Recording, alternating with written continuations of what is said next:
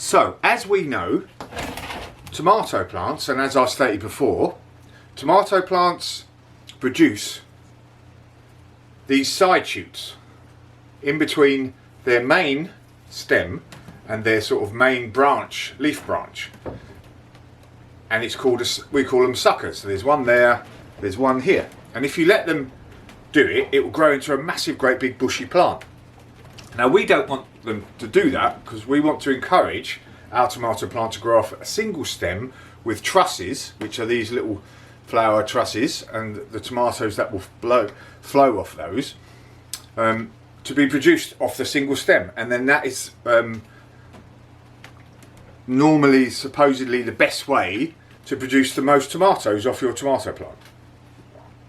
Otherwise, this one would grow off this way, and then later on it would grow more trusses of tomatoes, and then another one, and it's all, and you'd end up having to feed lots and lots and lots the tomato plant, and we don't have the ability to do that all the time, etc., etc. So the best way is single stem. So we take that sucker off. We pull the suckers off, or break them off, or cut them off, whichever way you want to do it. And then that will carry on growing its single stem. But if you take these little suckers, as I have done earlier, and put them in a pot of water, they will normally grow roots.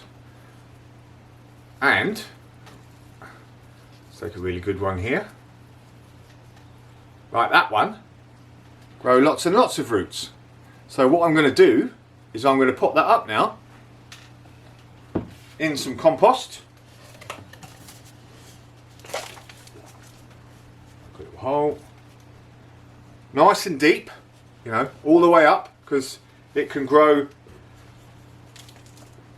roots a long way up its stem.